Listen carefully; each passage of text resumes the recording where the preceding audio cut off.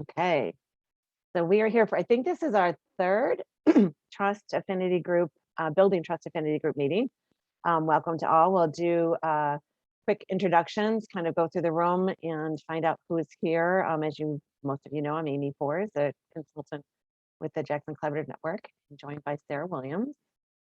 I am Sarah Williams, and I'm also a collaborative network consultant. And I work hand in hand with Amy on all this support things for the network. Hi, everyone. I'm Lori Gustafson. I think we know each other. I'm with Henry Ford Allegiance Health Community Health Department. Morning, I'm Shauna Tello with the Jackson YMCA. This is, I think, my first meeting with this group. Sometimes I'm in a lot of meetings and I don't remember what types of meetings I'm in, but I'm excited about learning more about this group. Thanks for being here. I'm Adam Grant, and I'm with the Jackson Area Recovery Community under Home and New Vision. And I'm always glad to be here doing this work.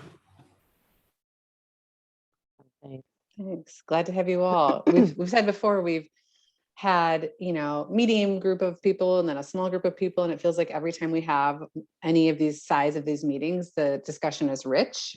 And so hopefully you all feel that way today as well.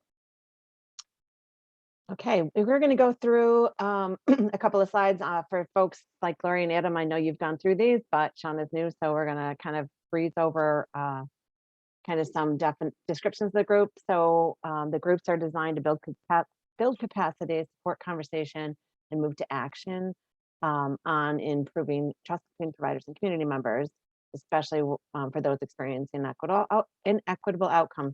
Sorry, 10 a.m. I'm getting there. So we're focused on partnerships, partnering people with lived experiences to really understand what the true barriers they're encountering are. And then not just that understanding of building strategies and interventions in organizations to help address those issues. Sarah and I facilitate these meetings, and we look to connect people, educate, do a little bit of education pieces, share resources, and provide technical assistance. That's a general description of the group. For your participants, we're hoping that you do gain a little bit of knowledge and skills necessary to do system change. Enhanced connections, that's been one of the biggest outcomes from these groups, is building upon ways that people have succeeded in interventions that they have tried, learning from each other's strengths and weaknesses. And then relationship building, both amongst peers, but really especially with those with lived experiences. We know that communities know what matters to them for their health and well-being, and we want to empower our community members to really have a voice and have a piece in strategy design when we're building these interventions. And then, of course, we wouldn't be doing our job without tracking and measuring progress. This is sometimes a difficult piece to it, but it is really essential when we're looking at root cause barriers, because often we do interventions and we start this program, or we try to do changes within our organization, and we don't really quantify how we're making an effect on the community. So that is one of the pieces that we'll work through. Any questions on descriptions or that good stuff? Okay, we'll move on. So this is just a quick, we'll just pause here. We've spent some time in previous meetings talking about group norms. The idea with, I'm sure, I shouldn't assume, but I would imagine many of you are in other groups. And the idea of just as you're gathering together repeatedly, and as we come together, hopefully with a similar or same group of people, that we all have these agreed upon norms. We like to pull out, like, presuming positive intention, pay attention to yourself, obviously, and others, and really want to provide a space that is safe to put out ideas on the table and pose questions. And we promise that we want to create a space that is non-judgy. So If Adam has an idea and I don't know what he's talking about, I might say that, like, I don't know what you mean, and I'm going to need more information, or what do you mean by this word, or whatever. So we just I want get to. that a lot. And we want this to be a space, or I could say, like, Adam, I'm not sure how you came up with the idea, like, help me understand this. Or so anyway, that is the idea with the space that we're creating, and also that you can do that with each other. Amy and I are the facilitators, but we're hoping that you all will play that role with each other. Okay. So these are the 14 root cause priorities. Some of you have this image seared into your brain forever. Adam, I'm looking at you. Lori, maybe a close second. But this is, we bring this slide up a lot because it is busy, but also it really highlights the way that the network is structured now, right? Because all of this data that was collected from community members and partners and people doing the work and people in the community, regardless of sector, said that these are the things that rose to the top that are important to the community and things that people were doing. So we are gathering around these things. We do not have the capacity to have 14 root cause affinity groups at the moment. We're not sure where it will lead, but right now we have 3 root cause affinity groups. Today you're in trust. Yesterday we had one around navigating service systems. And then next week we will have one, it's a launch where we're going to meet around service and policies are equitable and benefit the most vulnerable populations. And then we'll launch a 4th one by the end of the year. So we're hoping that the idea is that regardless of sector, that you all are here because you said that, yes, I'm working on a strategy, or I want to work on a strategy that really targets the trust issue in the community. And then together we can flush it out. We can align it to the network things. We can maybe have thoughtful conversations, maybe some challenging conversations around how to strengthen those. And then we can together like move the needle and say, like, yes, the work we're doing is actually moving the needle farther. Like, this is like the true collective impact model. But that at some point, maybe Shauna, asks Lori, like, hey, what about this thing that you did? You had a challenge, like, help me understand this. And really the connecting people to people is really another goal and has been a great outcome of previous groups. We count those as successes as well. So this is the action planning process that, again, you probably have seen, but this is where we kind of dig into it. So the hope is that folks and organizations will bring the strategies that they're working on, or even their targeted problems, to groups like this, right? So if an organization says that community members don't trust us to do A, B, and C, and so that you come to the group and you say, okay, I'd like to, as Sarah mentioned, I'd like to, do this intervention. We'll kind of dig deeper in this group to try to get to looking at the data and then disaggregating the data to make sure that we're targeting the right population when we're doing that. So if we've got, we'll get into like, well, how did you know that this was a problem? Who was it a problem for? What's their demographic? What's their age group? Who is it? And then look at making sure that it's really digging deeper, going through the 5 whys. Like, well, why do you think this is a problem? Well, why did, well, they couldn't get transportation. Well, why couldn't they get transportation? Well, why? Well, because they couldn't earn a living wage. So kind of digging deeper into to make sure that we're not just throwing strategies out there because we're making assumptions about what the issues are. A lot of times, and for years we've done that. We've sat at tables and said, well, we've got a diabetes problem in our, so we're going to make a brochure and throw it out there. And it's like, let's get really to a better understanding of what the actual barriers are, and involving those community members in the process and in the design. You see engagement is in the center because every time we get to a certain bubble, we go back to those that are closest to the problem to really say, is this it? Is this what you're looking for? Is this going to help?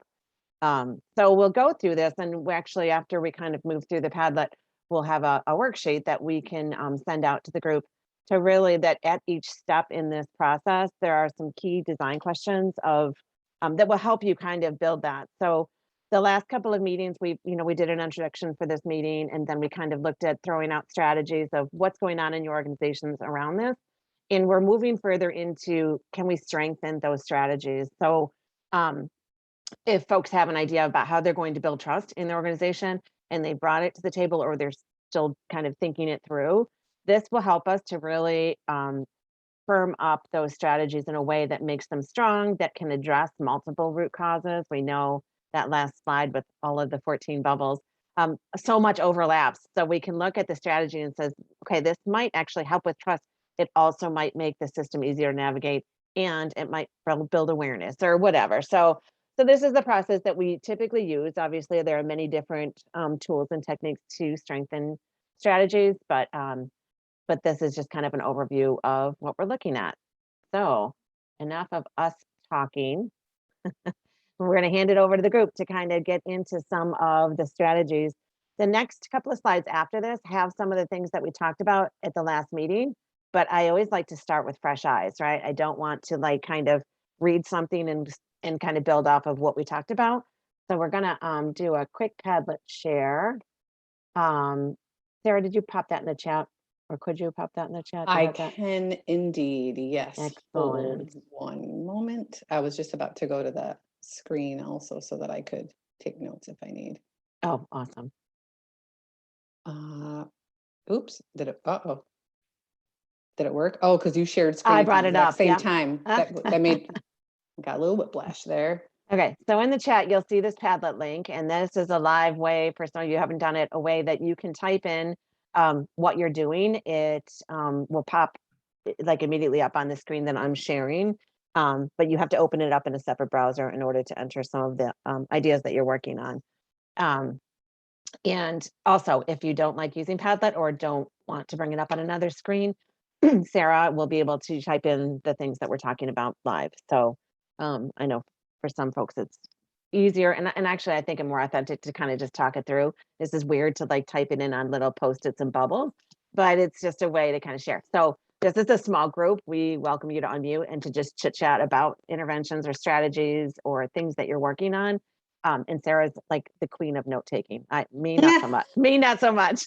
Sarah does a really good job of trying to capture all the things that folks are saying. So we'll take a minute. And for those that shared, you're welcome to reshare, or if you've been thinking about it since the last meeting, have you kind of processed into like strengthening that, or actually figuring out how to measure it, or any steps that you've taken around that? Or even, yeah, I was thinking too, because I think both Lori and Adam have come, in previous meetings and like wondering about previous conversations we've had and if there are any changes. Or, I remember the last time we talked, it was a great discussion, so this is why Amy should lead this part, because I'm already like ahead.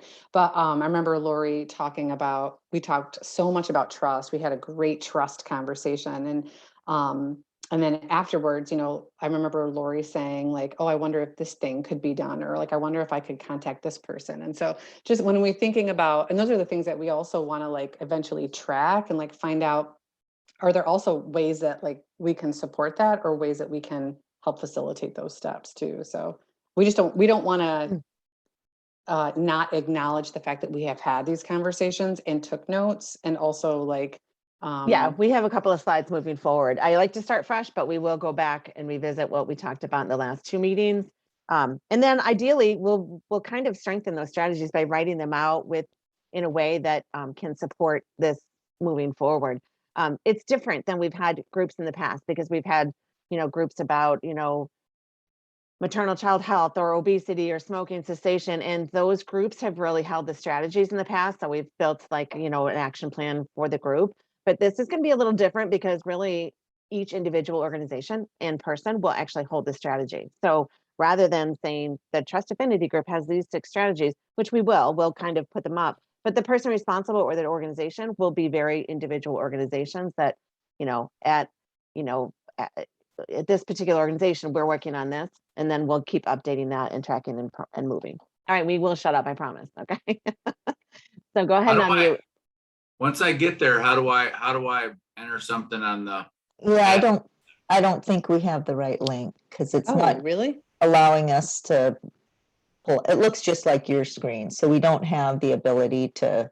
So make sure that you are not on the Zoom call because this confuses me all the time. Yeah, there's If no you, plus sign though, Sarah. Actually, I'm looking oh, at that. I'm looking right at it and it's Yeah. a plus sign for me. Okay. Oh. No. Uh-oh. All right. Stand by. But anyway, I think we can. We can do it. Yeah, Sarah, if talk, you want or to we take can notes just on it. talk. Sorry about There's that. a I'm small not sure enough why group. that. Okay, but I'll do it. Yep. I can start, and I honestly don't remember, how much I shared last time. So if I duplicate, if I'm running into the next thing, next part of your agenda, what I was hoping to do is get some help from the group thinking through a strategy a little bit. So we've been working. Henry Ford Allegiance is trying to, in our equity efforts, have two things that we're doing to set the foundation for it. One is a tool that different departments will use, an equity lens tool, so that they will, as they begin a project, thinking about a project, will answer these questions and think it through, not just in our traditional business sense, but in, okay, what are the impacts on certain groups and disparate impacts, perhaps. So that's one piece. The second piece is a voice of the community aspect, where we really want to hear about barriers and issues that residents have accessing care and their experience of care. And so we have been working for the last few months on developing a model for that. And I think that's what I shared before. So we have this model put together, and then our next step is more implementation. And it's going to be about having some, we will use a community group, not necessarily perhaps some of our staff, but more likely those that are already embedded in the community, to hold either events and or one-on-one conversations around a specific set of questions. And this is more the time to try it, see how it works, because the intent is to have this kind of ongoing process that we would be using. And then based on the results of that, that's where I think we're going to develop some strategies to address the issues that we find. And I just anticipate that trust is going to be one of the biggest things. It's not going to be necessarily all about transportation or hours of service. I think a lot of it's going to be around trust. So I guess I would welcome the group's ideas on what we should be thinking about, what kind of, as we move to this next step of having, holding those conversations with residents, what your suggestions are. Where are you holding those community conversations? Have you identified the locations for those yet? It's going to depend on the, those that are doing them, but probably like community centers. And then the individuals is more likely in a place that's already offering services to folks. So yeah, so the Y might be a place that could happen actually, as people are coming in. And our focus actually with this project, so we're looking at more underrepresented groups, or those that are probably most impacted by the inequity. So we're starting with Black residents. And then we're going to look at other marginalized groups, like persons with disabilities and or maybe different age groups. So it's more of a developing a model that we're starting with the Black community, and then we're going to kind of adopt it for other groups. And you're starting with Black community members because that is where you see that the data right? Because that matches the outcomes you're seeing. I just want to understand that Yeah. part. Yeah, absolutely. We know that there are some, huge disparities in outcomes kind of across the board, maternal infant health and mortality being a dramatic one, as Amy knows. Do you know what type of format you're going to use for those like community engagements? You were talking about possibly doing something at the Y or something like that. What? Because a lot of times I picture things like this that haven't worked in the past, kind of like a city council meeting where people are sitting up behind a desk and it feels authoritative and Yeah. and confrontational. And so I'm just wondering what kind of format you were picturing. Yeah. So we are going to be contracting that piece and trusting those partners to do that, but it will likely be a dinner. And so, and this is for the event piece of it. I think those one-on-one conversations are a little bit different, but the events will be a couple of community dinners. People will come, they'll eat, and then we'll have facilitators having small group conversations at those tables is what I anticipate it will look like. But I had good feedback about, let's not just hold a big forum, and think people are going to be honest in front of a big group.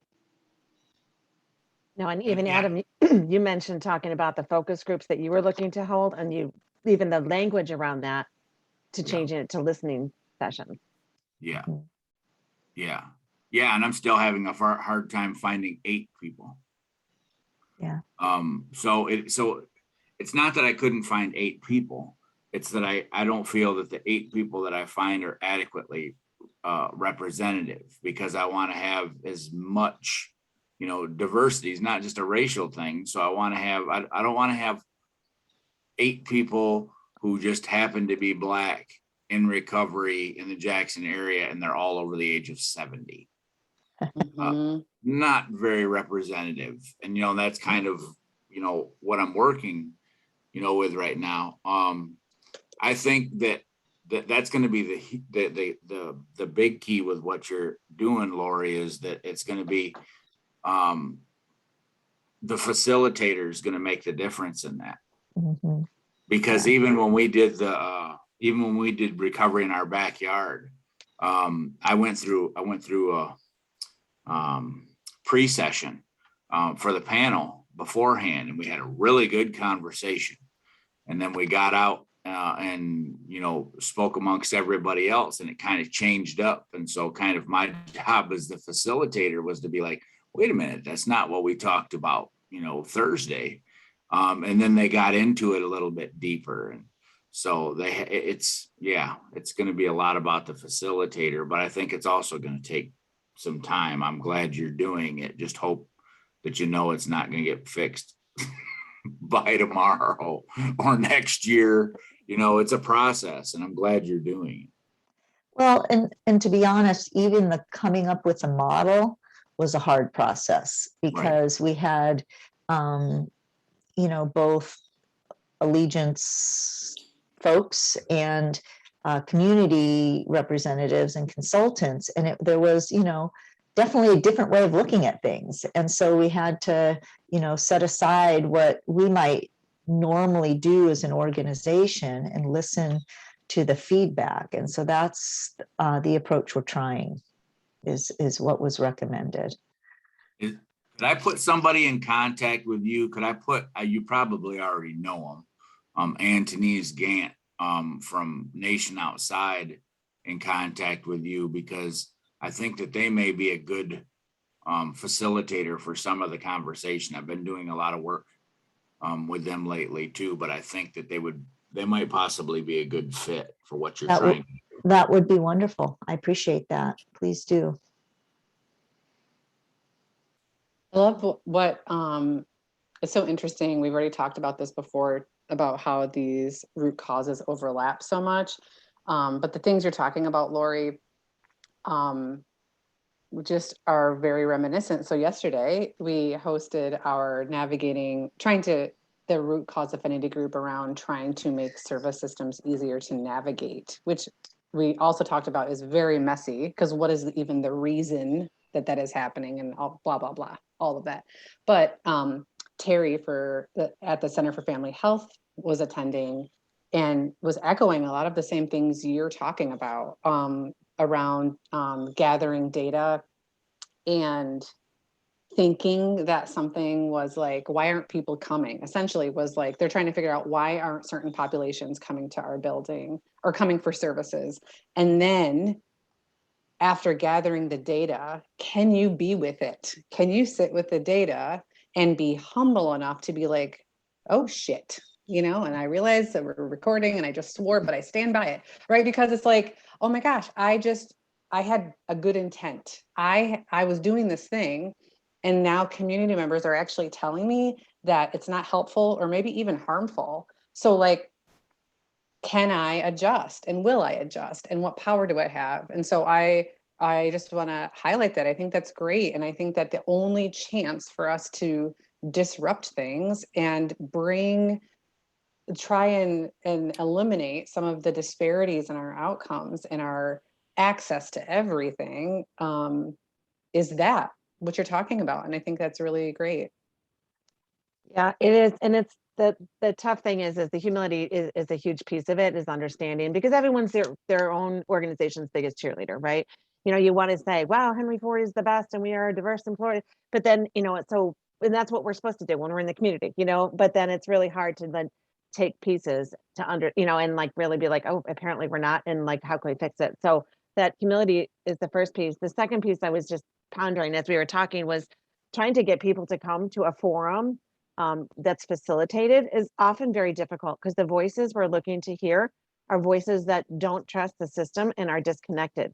So when we're reaching out to the population that's closest to the problem, we're doing it in typically the ways we've done it in the past. You know, we'll put out flyers and things like that. So I think it's really important when doing these to put the flyers and things like that in non-traditional ways, you know, not newsletters, not online sources, in communities and in neighborhoods that we know probably have experienced inequities. But there's been, and Lori, I can share with you a couple of tools too. There's some tools around in community engagement, and you may already know them, but there are some non-traditional ways to kind of get their perspective. There's a thing called like photo voice, where you can give community members like cameras and have them just take pictures of things that they notice that we don't. And it might be a daunting entrance to a building, and it might be, you know, no childcare available today picture, or, you know, so they take pictures of kind of their experience along the way. Sometimes folks have difficulty voicing their distrust. They don't want that to exasperate the problem. So they don't want to say, I don't trust Henry Ford, because they're afraid next time they go to Henry Ford, they're going to get worse care, things like that. So, and then there's like a community wall where you can put up just a big board. The anonymity behind that sometimes is really helpful, so that you can pose a question, and it might be in the King Center at the Y or somewhere that says, tell me about your experience. So they can go in. The tough part of that is then you're in a public forum and you don't want to disparage organization in that area, but they can go in and write, last time I went in, they didn't believe my pain, or, you know, you lose some of the demographics there. But I was just thinking, when you're talking about your forum, if you did something like a photo voice and they wrote just a caption, that could come up and like people react to it. Like, what does I that say mean, to you? during the forum itself, during Well- the dinners, or because what's interesting is that I've done that type of work before in another community before I came. And so we had, we shared some other ideas, and the health system people have their ways. And we shared all these methods, the photo voice, the windshield tours, like there are lots of interesting ways. And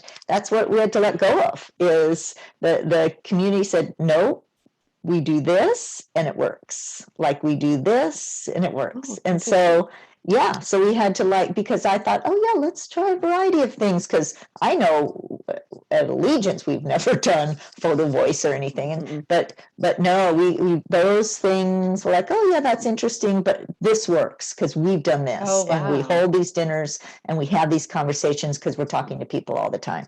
And that's what the so community said works, or that's what the organization said works? no, that's what the community said works. interesting. And Huh. so we had to forget all the other things. So like set them aside for now, Mhm. because it wasn't what they said will reach that community.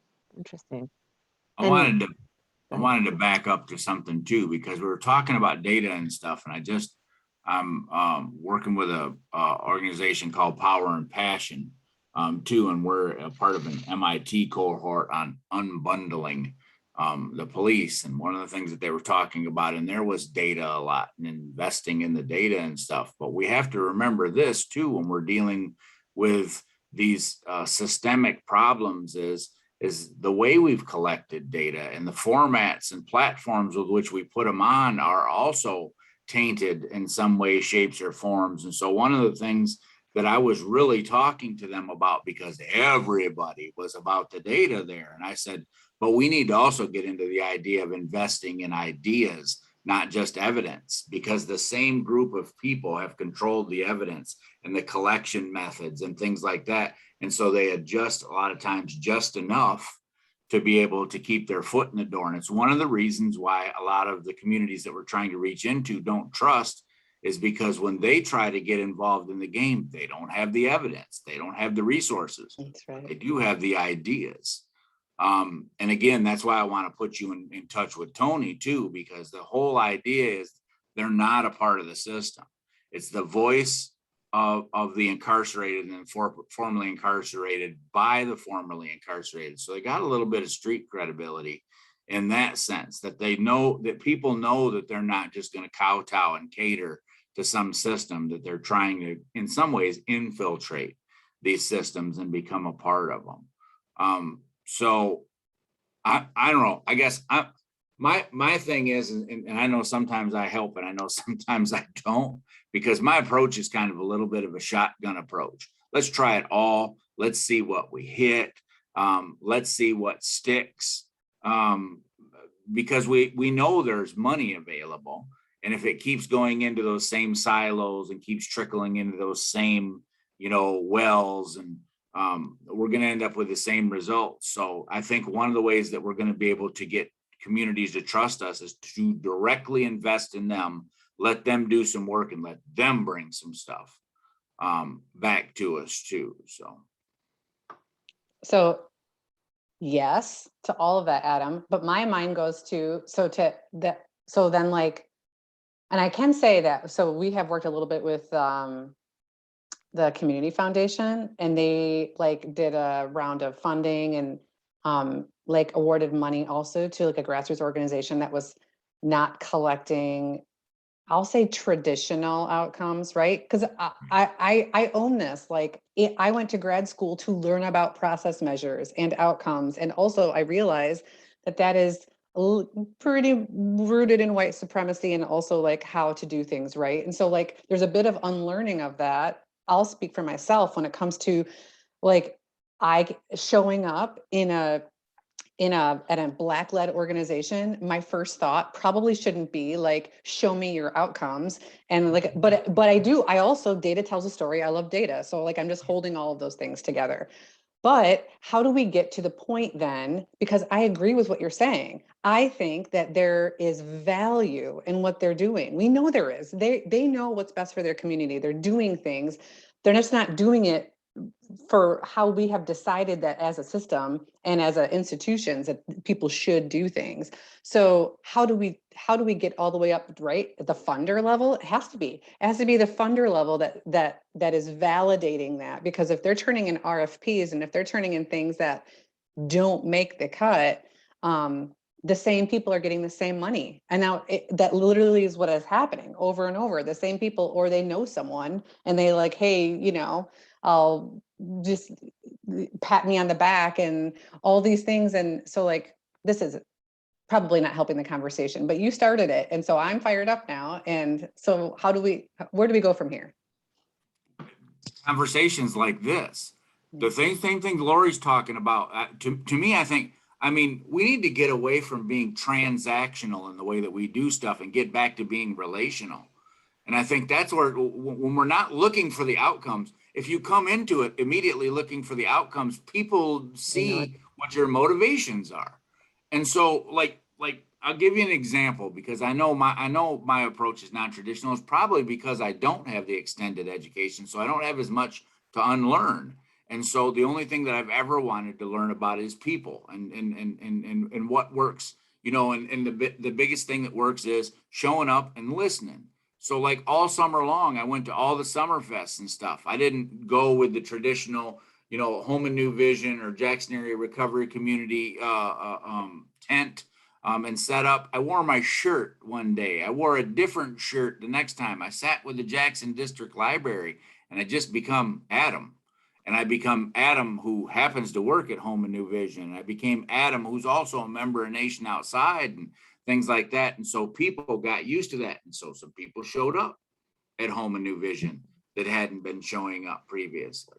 And I think a lot of that is, it's just about conversations. I mean, I love what Lori's talking about just getting people. I don't know how much you're going to get out of where they already show up, because people tense up. If you ever get a chance to watch an episode of Blackish or Mixedish, where you watch where they got Mark Paul Gosselaar playing cards at this barbecue, and everybody changed the way that they act because he was there. That's what often happens in these systems is that people change it up just enough. They don't quite expose certain things. I lived in prison, so I saw everybody in their raw element. So I got a better understanding of that. And sometimes, you know, when I can relate to them on that level, then you watch their whole demeanor change. And it's like, okay, you might not be one of us, but you're about as close as it gets. And the only way that happens is relationally as we have these discussions. You know, nobody cares what you know until they know that you care. And it all comes back down to that. I mean, otherwise they just think that, you know, it's outcomes. Most of them think that the only reason we're showing up is because we're trying to get funding for next year. Mm-hmm. I wouldn't trust me either. Yep. You know? Well, and I know those people. Like, yeah. There are some of those people, and unfortunately, and also there are people. So if I'm going to be totally honest, I'm grant, like I am, there's a time limit to my funding. There is, like, my job is not forever. A lot of people work in grant funding. So I actually hold both things true, where I love people and I actually find equal value among all humans. And I have this equity lens. And also I have to show outcomes in order to keep my job. And I just like want to also acknowledge those pieces that most people, even that are in our circle and in our meetings, hold both. And can you do both? I think you can do both. And there's a little bit of like balancing that I will also acknowledge is a little bit tough for me and my default. Because if I saw you on the weekend, Adam, we would just chit chat it up and we would have a great old time. And then and then if we went to New Vision, if I'm going to be honest, my first thing would be like, oh my gosh, so you are seeing more people because your intervention of building relationships in the community is resulting. You're doing it right because you want to build relationships so that people know you care and are there. And it's also resulting in people coming to New Vision. So you get both, right? So like, how could that, I don't know. I just have all these thoughts. Sean, I saw you nodding. What do you think about all this? Well, I'm just soaking it all up like a sponge. I can relate to everything that's being said right now. I had an experience a few months ago where I met with an African-American community leader who shared with me that she grew up in the Y neighborhood and walked past it on a daily basis, walked past the Y, and always felt that the Y was not a place for her. And that was a really powerful conversation or experience for me, very emotional, because one of the things that I really love about our organization is the diversity of the membership and the diversity of the people that are engaged with the work that we do. And yeah, so ever since then, it's really lit a fire in me to to build relationships with people, so that we really are, our mission statement is to serve all, but it made me question, are we serving all? And do all people feel like this is a place for them? And I'm already having a mind blank. What Adam just said about things being relational more than transactional when you're working within an organization. That is so true. Because I've learned, I mean, I like to think I work pretty hard to educate myself on community needs and, have conversations with people that can enlighten me at a deeper level to what the needs of the community are. But when it really comes down to it, I'm learned the most about community needs when I identify people that intrigue me and meet them for coffee and talk to them for a couple hours, and that's situation with this particular female community leader was just a perfect example of that. And it's heartbreaking. But we have to be humble enough to accept the fact that maybe we aren't doing what we think we're doing. And now as a result, what relationships and investments are we willing to build and to make to really do what we say we're doing? Because it's not going to be transactional. It might be someday when you lift them up and they have the tools and the resources they need to engage in partnerships that become transactional. But so you have, Shauna, in your role, some control over, what happens with resources and how you do things. I do have a concern with this project for us that we'll hear the voice and we'll hear things that our high-level leadership is not really willing to address or do the things that need.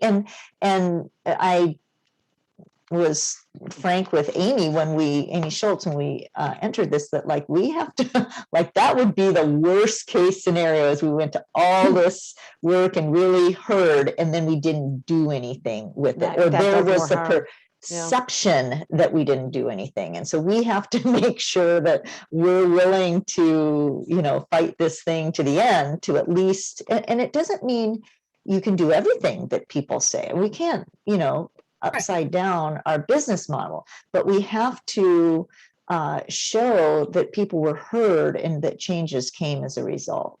And so that's a whole nother phase, but I do worry about that.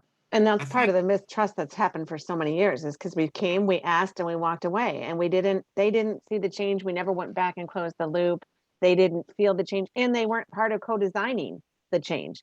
Mm-hmm. We took it as white middle-class people and said, oh, okay, well, because this is what you're experiencing, we're going to do A, B, and C. That's not effective. Sorry, Adam, go ahead. No, I think that I think what you said is extremely valuable, but I also think that one of the ways to address this is to address it. So what exactly you said, you can start out as a disclaimer when you're doing something like this. Not so that you say, okay, we're not going to do anything with this, but to say systemically, we understand that this is usually what happens, and we're not going to change the system overnight. We're here. We're going to keep showing up. We need you to keep showing up. Things like that. I think disclaimers go a long way with most people. The people who are going to want to use them as a reason to push themselves away from the table, we're going to find a way to push themselves away from the table anyway.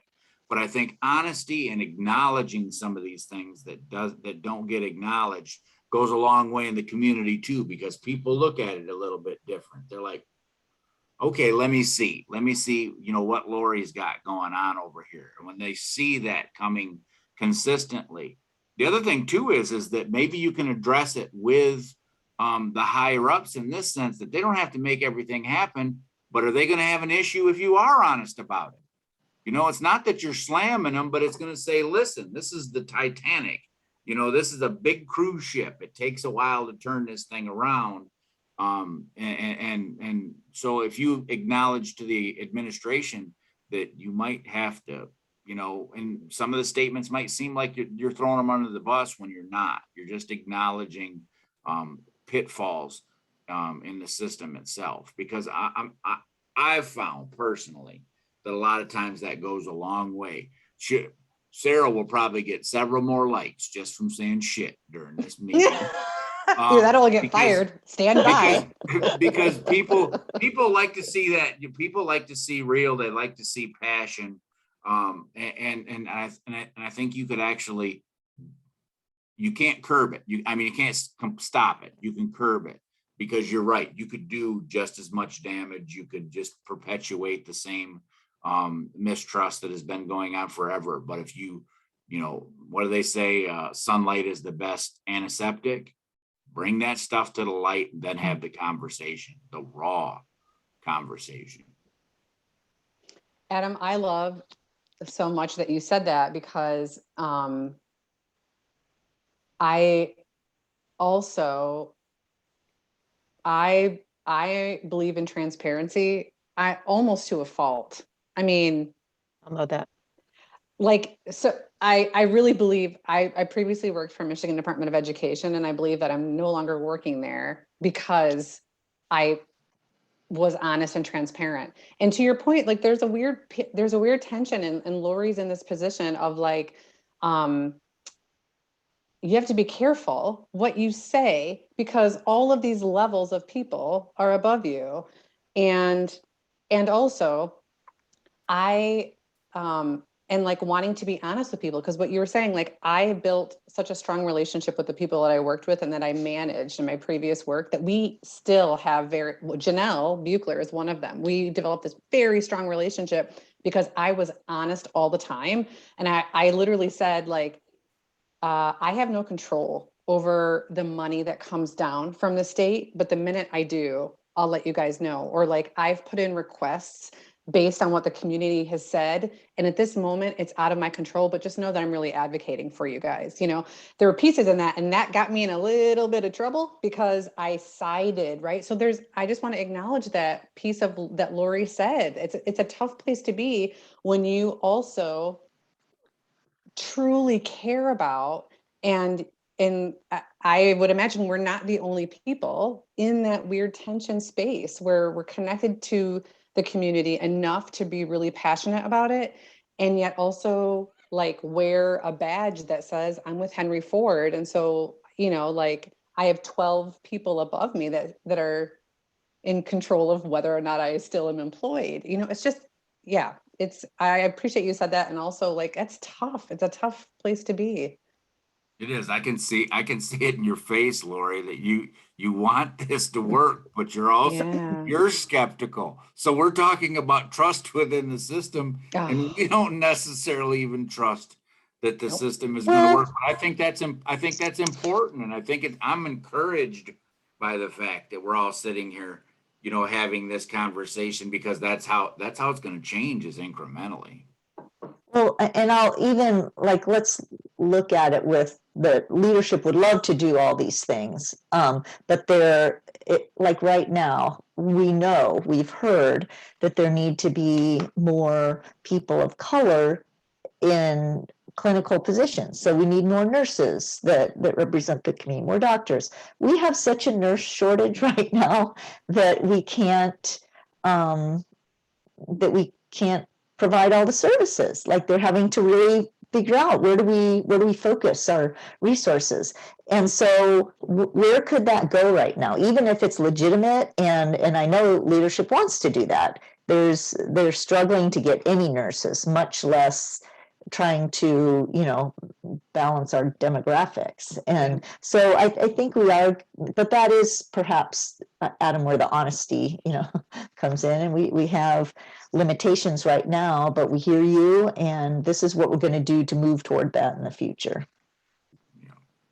I love that framing, Lori, because we all have our lenses too, right? Because like, to me, there's nothing more important than building relationship with the community, right? Like this is my lens. This is my sole lens. But when you're Henry Ford Health System, you have 93 other initiatives and funding and state things that I don't even understand, and all these rules.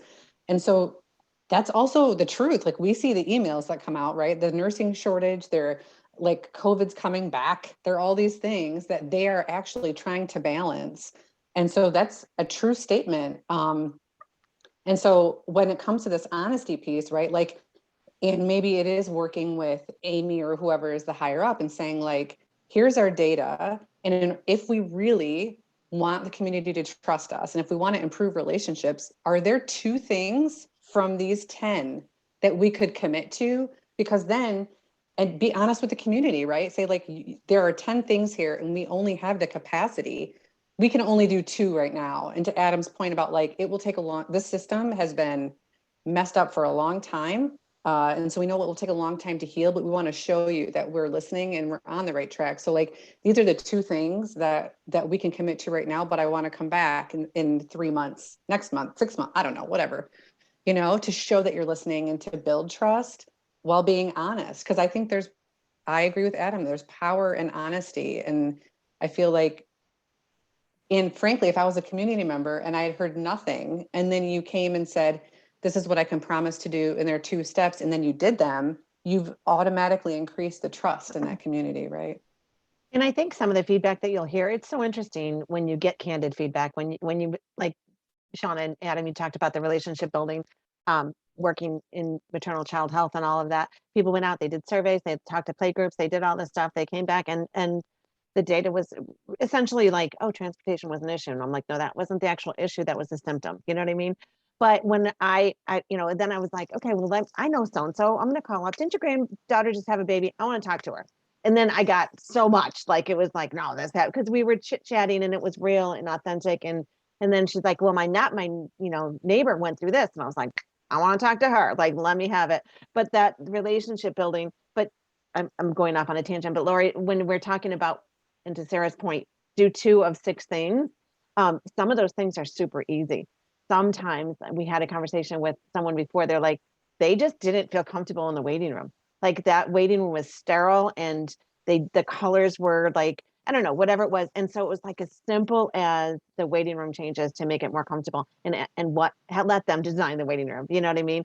And sometimes it's like they never call you by name. So that's a simple thing that you could take back and say, call each patient by name and look them in the eye. Like, that's a practice that, and I'm not saying that's actually a thing, but I think that there are, like, to Sarah's point, out of 10 things, 2 and 3 might be very simple, and build that, like, authenticity, like that relationship, like they felt welcomed. They were called by name. We made eye contact. I don't know. Yeah, I think one of the things we have to do when we're processing all this stuff too is we have to be comfortable with the concept of paradox instead of everything being a contradiction. Because there's a lot of times that these 2 things seem like they're competing with each other, and they're not. And that's a really difficult thing for people to do, not just systemically, but individually. We've been trained to kind of look for the differences in things, and we think things contradict each other, and they don't necessarily, do so. We're going to be dealing with a mistrust, but so that we have to change the level of it. They can be distrusting and still be better served. They can still whitewash things that they're going to say a little bit, but still be heard and get one step closer to it. I mean, That's right. One of the things I heard in a DEI training that I thought was really good recently is the idea that diversity is not asking people to come in and succumb to your system. It's inviting them in with their full voice so that they don't feel that they somehow have to be something that they're not. And I think the more that you do that, the more people will get that out there. And some people never will. Some people are invested in who they believe they are as a person and as a people. But we can't let that get in the way of listening to those who are willing to speak. And I always use this term all the time, because a lot of the stuff that I do, it's the same people. You're talking to the same people. When you're talking about criminal justice reform and stuff, you walk around with the same people time and time again. And not that the choir doesn't need to be preached to, but it needs to be preached to in a way that it sings louder, so more people decide, I want to come in and see what they've got. And I think that's all we're doing is that we're not worrying about the ones that we can't reach now. We'll reach the ones we can, and hopefully they'll reach the That's ones right. that we can't reach. Because I got guys that are doing that right now too. They're coming in, somebody will come in and be like, is Adam here? You know, so-and-so sent me. They don't want to talk to nobody else in the building, but they say, I want to talk to Adam because somebody else gave me a little element of trust. And I understand you got, you know, Shauna has got YMCA. She's got, you know, people above her that are a little bit bigger, but I think that they probably get a little bit of local control. I've got a little bit of a local control. Your situation is, I can't even imagine being a part of a bureaucracy like that. So I admire the work you're doing all the more, because you've got all kinds of stratified systems that you have to go through, and, you know, that they can shoot it down and poo-poo it and everything else. So kudos. We should end right there. I know, End right? with the kudos. Kudos to everyone. Maple Gold- syrup. Gold. That's a callback. Meeting number 1. So Thank you all. Shauna, yeah, I'm going to put you on the spot a little bit. So you talked about like kind of hearing what you're hearing. Are there interventions? I'm sure you have a lot of things going on that are trying to involve, you know, be open to all and things like that. But are there certain things that you're potentially like just even swirling around in thoughts about building trust with a community member? Like we'd love to capture some of.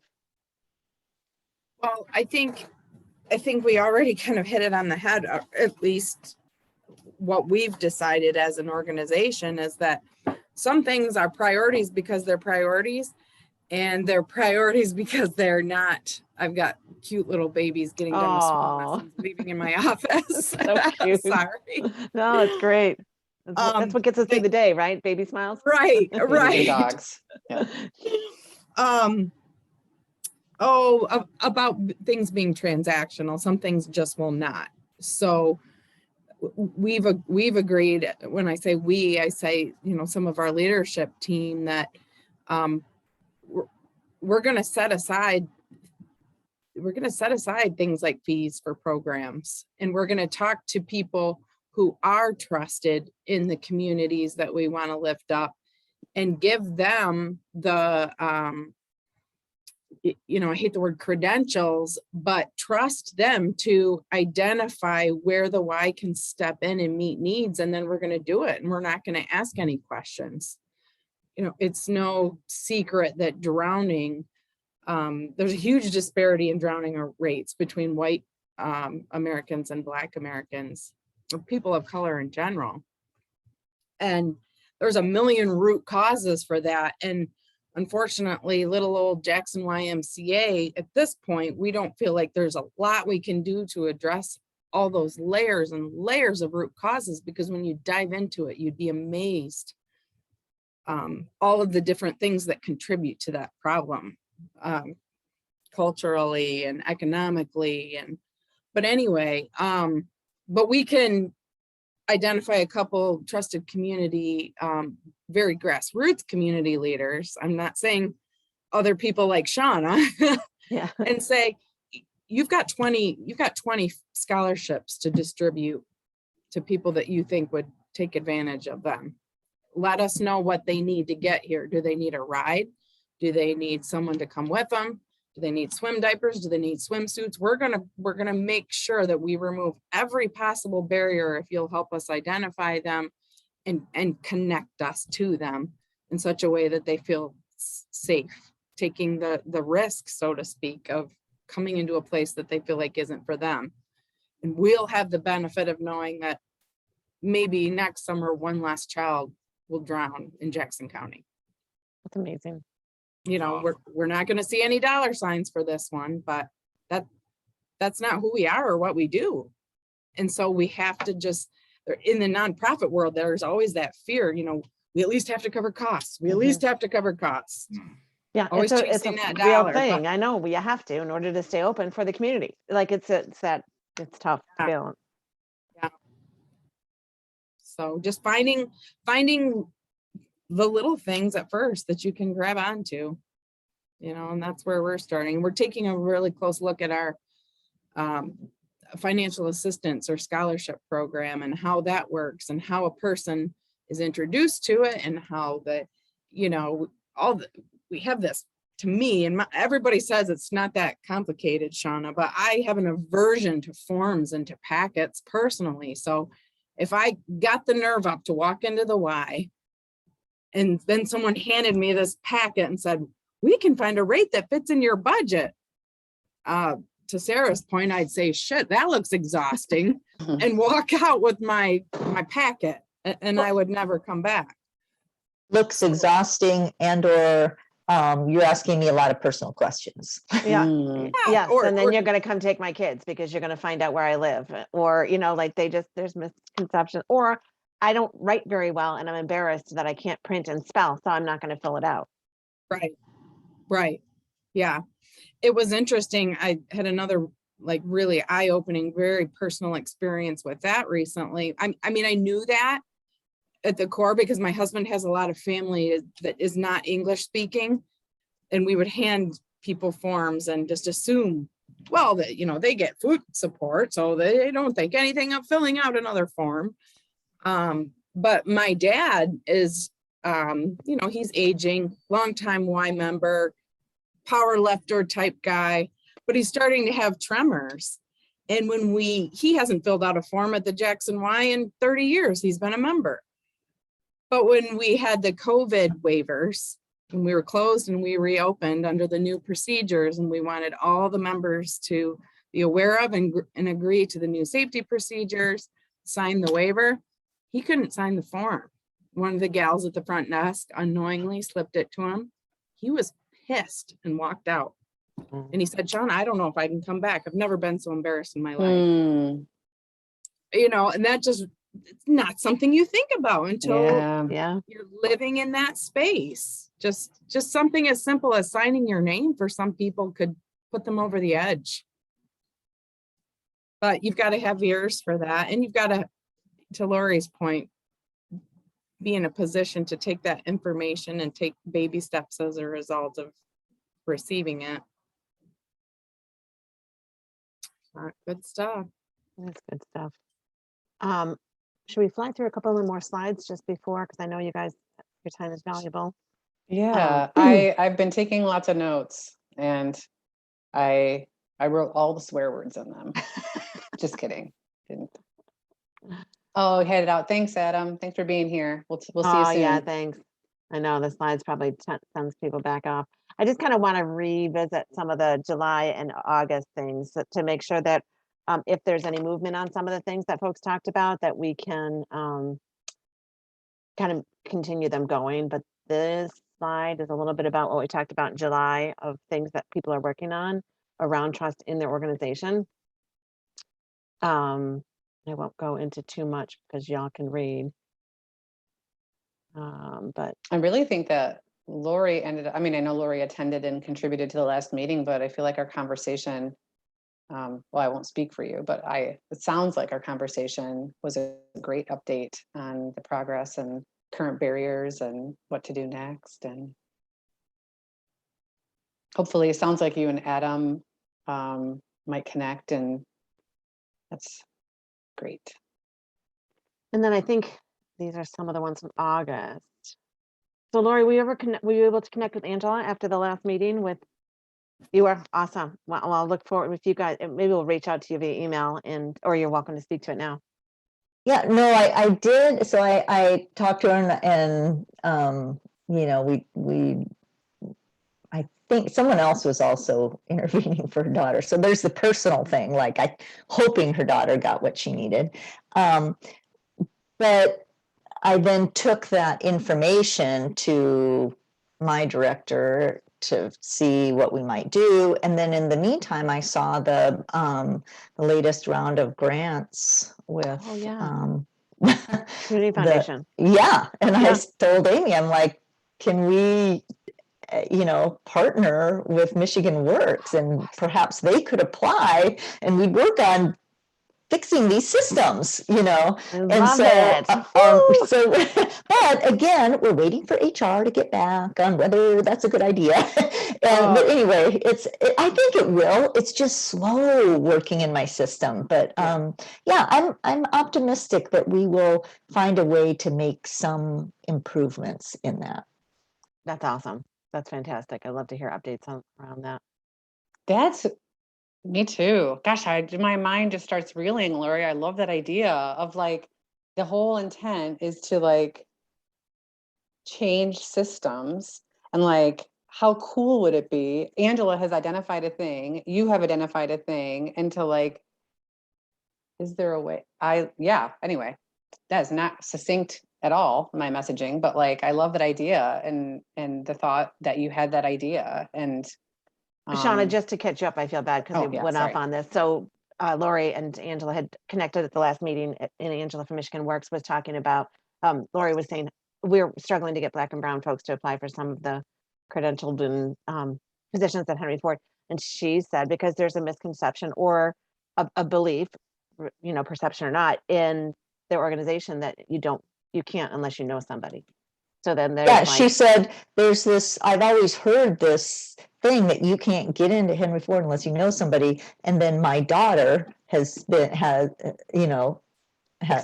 certified as an MA and has applied and gets nothing back. I'm like, oh, so now Angela has had it confirmed to her. So yeah, we've been trying to get to the root of that. Because then those myths just kind of, they roll and transpire into something bigger so that people don't even bother to apply because everybody knows that you have to know someone. And it's actually, I don't think it's a myth. I think I agree. That's the problem. It's a problem. And it's because it's not intentional. Right. But the system has so many barriers, that if you don't have someone that's going to go in and make that recommendation that's going to kind of validate that for you, you just get screened out. And unfortunately, it's not a myth.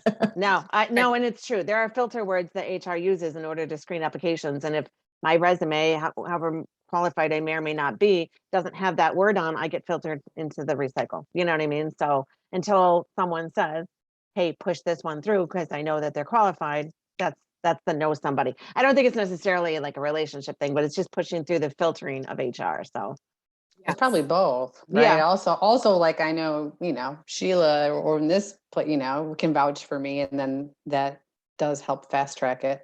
Yeah. But kudos to you, Lori, for even like awesome thinking that could be a thing, because that also is addressing.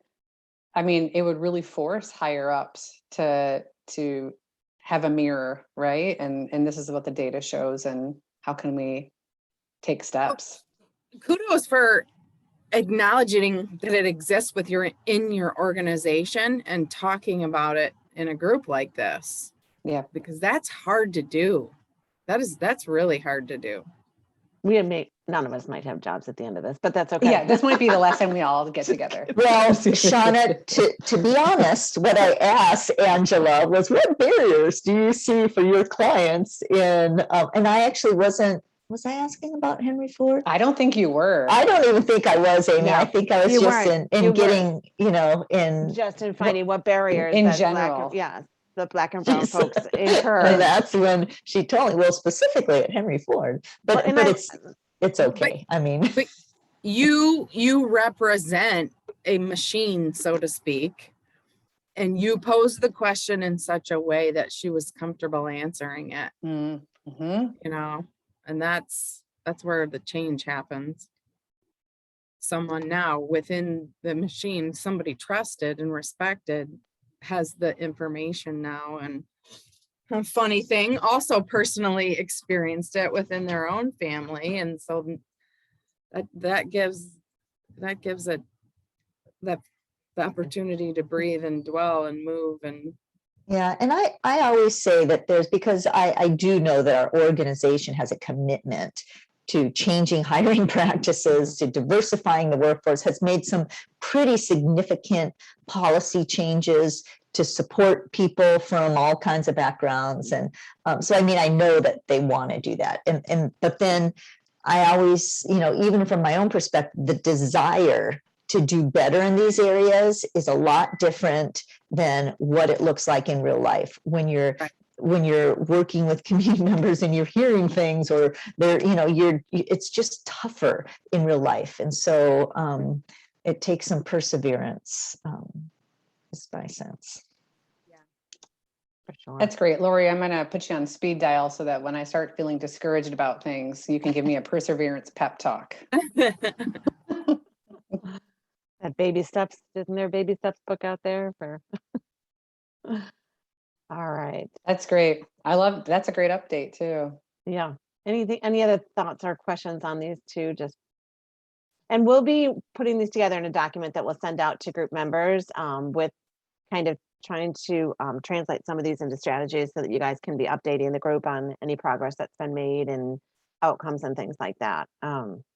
And honestly, the way you brought, Lori, you just were like, here's a thought. I'm going to need your thoughts on this. And I'm hoping you can help. Like, that's great. That's ideal. And we're hoping that other people are like, here's this thing I'm working on, or I have an idea and it's not flushed out, or maybe Shauna, you have expertise in this and you could be like, oh no, yeah, don't go to that person, go to this person, right? Like that's the whole intent. So I love, Lori, that you just came with it and you're ready, and now we move forward. So we're hoping we're working on getting larger attendance. We're going to find creative ways to engage some people, and we're hoping that more people are able to come and do the same. Because we know so much good work is going on in the community. There are people that really are, I mean, they want to build trust, they want to make relationships, it's all happening. But if we're all doing it in bubbles, like let's come together and like share up each other's experiences and what works and what doesn't work. And like, because I think everyone's perspective is just going to make ourselves stronger. And it also helps us to know, like, are we actually doing anything as a community? Are we attempting to build trust? And it's probably happening. Sometimes it's not actually. Sometimes people are putting really like surface stuff out there of we're changing our vision statement to be more inclusive, and that's where we're kind of going to be like, no, what are you actually doing? But yeah, that's what's kind of really hopeful about the groups moving forward.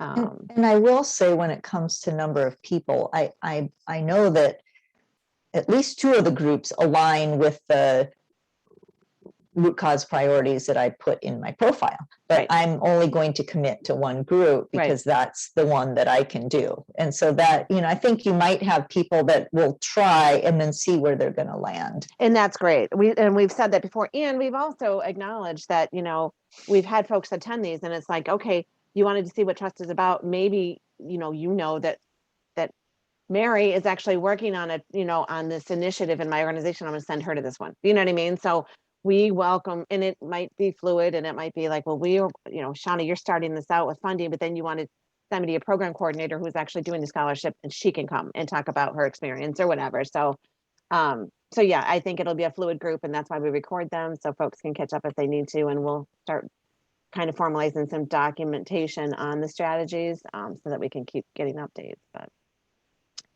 baby steps. So this is, I talked a little bit earlier when we talked about the action plan. This is like a really tough way to do it, but that top left corner is the action planning cycle, and the bubbles really align with these questions here that just kind of help move the strategy forward. So we can send this out after the meeting, but it's kind of like putting in your problem statement. So like, I want to build trust in the community, or I know that trust is an issue with Black and brown folks in our community, or whatever, writing out your target problem. And this just goes step by step through that process to make sure that that you're kind of doing all of the deep thinking and getting into the deeper whys. So if like trust is a problem because they are hours of operation aren't there for third shift, like it's this kind of worksheet will help you dig deeper and help you make sure that you're partnering with other people in the community that are doing this work. It'll help make sure that can this address multiple root causes? Can this strategy, if I add this piece to it, also attempt to make the service system easier to navigate? Or so we'll pass this out. It's just kind of a way. I know in some of these groups we've brought thoughts and ideas of how our first step is going to be on building trust. So this just might help folks be able to flesh that out a little bit more significantly. And Sarah and I are always available to work through any of these steps and to help be thought partners, as she likes to say, in moving these strategies and in strengthening them, we will push like the harder questions. We will ask the whys and how do you knows and who said so and are they part of the design process and did you bring them back and did you reiterate what they said so that you're really understanding them and all those. We're available to kind of help, flesh things out if any community members or partners actually need that, where we and providing tools and things like that. So well, there's that. Opportunities for wins and barriers. We kind of just did that a little bit. Lori, we kind of talked about your connections and reaching out and making sure that folks have what they need. Are there any other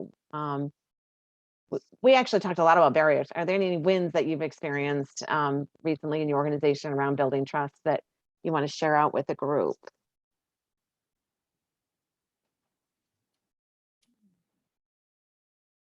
And I know this is kind of like a last minute. On the spot. I know. And we also welcome you, like, so if we send out, the follow-up email with the survey and the partner profile link, like respond there, like, oh, just wanted to let the group know that we changed up our lobby to try to build trust and everybody was like, people really appreciated it. Like something as simple as that. We want to hear about those things. If there are little initiatives that don't have to be fleshed out strategies, but if there are little things that are happening in the organization and you felt like that bridged a little bit more of trust or relationship building with those that are closest to the problem or community members that are experiencing inequities, throw them back at us. Like we know people are doing stuff and we know it's making a difference. We want to hear about it so that we can kind of celebrate the small wins. That's important because these conversations are so daunting. It's like, oh, it's like such a mountain to climb, but we're going to do it, little by little. So we do want to make sure that we are celebrating the wins. We've been wanting to attack our financial assistance application or scholarship program application for like 2 years now to whittle it down to what we actually need. And I mean, we even talked about, do we even need it? Like, could we just go simply on people's perceived need? Yeah. Blah, blah, I mean, blah. can you just And it hand them out without restriction? I mean, that would be cool. Yeah. But So I mean, the conversation after conversation after conversation, and it gets tiring because you feel like you're not making any progress. But like, so this week we were, we whittled it down a little bit. And so I felt like, okay, I guess baby steps, be okay with that, Shauna. And then we just had an idea. Why do we even call it financial assistance? Somehow we connected it with the last 2 words of our mission statement, for all. We, as staff, we always say the FA app, referring to the words financial assistance, but we don't want people to hear that. Yeah. So we've trained ourselves to say Stigma FA. around it. Oh. Yeah. But now it just occurred to us, well, that's the last 2 words of our mission statement, for all. So let's take that a step further and say this is the for all application. If we start saying that mentally, it just worked out FA and FA. Yeah. But that was a really small, very small, insignificant win, but Nothing's insignificant. it was refreshing. I love it. Yeah. Because there is stigma around financial assistance. Nobody wants to need, nobody wants to be in that category. Nobody wants to get the free lunches at school, like it's Right. Oh, I love it. That's great. And you're actually at a good point, though. You guys have been working on it. You've been willing. Maybe now's when you get some feedback on the forum from people that could be filling it out. Right. Maybe one of those folks that you've been talking to would take it to friends and relatives or whatever and get feedback. Right. Yeah. That's Awesome. great. Thanks for Cool. sharing that. Okay, this is wrapping up. Are there any thoughts or last time? We're going to give you guys an extra 10 minutes in your day. Isn't that awesome? Or 8. Next meeting is October 20th. We will send out, and you'll see it in the newsletter. You'll see it on our website. Just to mark it, if you guys want a recurring meeting, it's the 3rd Wednesday of the month at 10, like it happens every 3rd Wednesday at 10 a.m. And so October 20th will be the next one. You'll probably hear from us in between prior to the next meeting with trying to kind of quantify some of the things that we've been talking about and help me moving that along. So that is our next one. Upcoming events, we have Coffee Connections. So these are our drop-in days. We have them once a month. September 16th at 1 and October 13th at 3. Sarah and I will be hanging out in the Zoom room to answer questions, to listen to feedback, to find out needs or issues or thoughts on just the network in general and how we can better serve people. And if you guys have ideas like, hey, I'd love to do a collaborative conversation around this topic, or come and throw it out there. It's a very informal hangout kind of session. So hopefully we'll get back to in person soon so we can actually sit in a coffee shop and build relationships. But until then, we'll do it via Zoom. And then Sarah mentioned earlier, we have our third affinity group, which is about inequitable policies and practices on September 23rd. It'll have a very similar format to this affinity group and similar idea, description of the group and participant goals and such. But we're going to be digging deep into asking organizations to bring with them policies and practices and be looking at what they've got going on in their organization and how they can make changes based on inequitable outcomes. So that one will be September 23rd. We're excited to launch the next one. And this, again, comes from the partner profiles. What people have said that they are currently working on or want to make traction on in the community. This was the next one that popped up as a priority for folks in our community. So that's that. All right. There is, Sarah, do you have the survey link for, No, it might be on the but bottom I of the can- slide. but I can get it. No, I think if you look in the notes section of the slide. Well, I didn't have it. I was very engrossed Oh, in sorry. the meeting Oh, and you your don't have your slide. conversation. So Listen here. exciting. I We'll was also- ready. I was ready to jump in if I needed. Okay. So there you go. So in the chat, We'll also put it in the follow-up email Yeah. if you don't click on it this moment, but we would love your thoughts on today's meeting. Helps us best support you all. And like Amy said, you'll be hearing from us too. We're going to start finding ways to really quantify this. So I took notes on a Padlet, which is great, but we're also going to really start taking some strategies. Lori, you've got like great things lined up, and so we hope to be able to, like, next month or maybe even before, right? Like, how is this going? Did this thing happen? How can we help? Or do you need to be connected? And so we hope And- to really start yeah, quantifying Shauna, those. same with you, the things that you've Mhm. got going on. We'd love to get updates on them because when we want to hear, you know what, this didn't work, or this did work, but ish, or we're struggling with this, we didn't make connections. So, and please don't let that scare you off from coming back if there's an accountability piece here, but we do want to move things forward and we know you guys do too. So I'm like, if we start asking people to, like, here's your strategy, how is it going? Like, keep coming. We know you guys are so super passionate about it. So, and it's inspiring to hear the work that's going on. So we appreciate it. I agree. All right. Well, have a great rest of your Wednesday. We appreciate Thanks for you guys being- coming. Thank you. All Bye-bye. right, take Bye-bye. care. Bye-bye. Hi, thank you.